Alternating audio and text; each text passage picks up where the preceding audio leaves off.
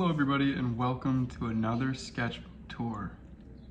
Today we're going to be looking at this sketchbook. I've been working on it since January and I'm about halfway through. If you're new to my channel, hello, my name is Elijah and I am an artist, a small business owner, and I use social media to share my creative ideas and my artwork. So welcome. To start off, I call my sketchbook the yellow pages because I've been buying these ones for the last few years specifically. It's a Strathmore 50-pound 5.5 by 8.5 sketchbook, but if I'm being honest with you, I normally get the one that says mixed media, which also features a higher paperweight, because I do tend to use markers, and I'm running into an issue with this one where it's starting to show through the back. More on that later. So I'm going to be talking about a few different things, one being stop treating your sketchbook like it's something precious. Another one is just the coolest stuff I've ever made happened because I just let go. Another one is just how I'm using my sketchbook for more documentation sort of stuff. And the final one is looking at my sketchbook like it's practice. So I used to avoid ruining pages until I realized that that was actually like completely ruining my progression instead of my artwork. And while I'd like my sketchbook to like look nice when you look at it, I don't want that added pressure. So to take some of that weight off, I've started adding more collage elements to my pages. It's kind of something that I do in my normal graphic design stuff, but I don't normally do that in my sketchbook. So the little stamps and stickers help to kill the perfectionism and add a new element to my page. And they make going out and about more fun too, because I'm kind of like constantly on the lookout for new things to add to my sketchbook. It's kind of like collecting in a way. So what I mean by some of the coolest pages happened when I let go. This page, for instance, I had the idea of making a 2-panel page with the background showing a piece of destruction or smoke from a destruction or explosion, and then a frame where you see the aftermath. I knew this is what I wanted, but then I did not take into account what the other side of this page would look like after I put the red ink down. I like to fill my books without pages unturned. I like filling pretty much every page.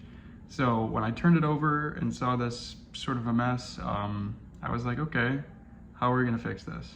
I sat there and looked at the forms for a minute and kind of just like, I literally just like, I was like, okay, try not to like force this. So I just sat there and I looked at it and I'm like, what do I see? I realized that I saw a bunch of these little stacked up rocks and I thought maybe I could turn this into something interesting. And then I inked it, and the rest is kind of history. It ended up being one of my favorite pages in this notebook specifically. Okay, so, and then with the documentation thing too, I'm trying to use my sketchbook for more documentation, I guess. It's really just, you know, when I go to an event or something like that and I get a ticket or a receipt or anything like that, or a movie, I'll take it and I'll clip it up and then I'll glue it into my book. In a year, I'll remember certain aspects about my life that I might not remember without this sketchbook.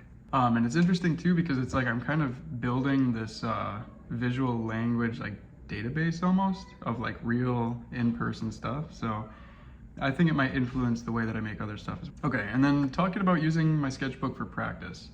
I used to look at my sketchbook where I was like, okay, every page needs to be a finalized thing. It has to be like its own page. And then I now kind of look at it as like inspiration and of course, getting back to that practice thing, practice for the future too.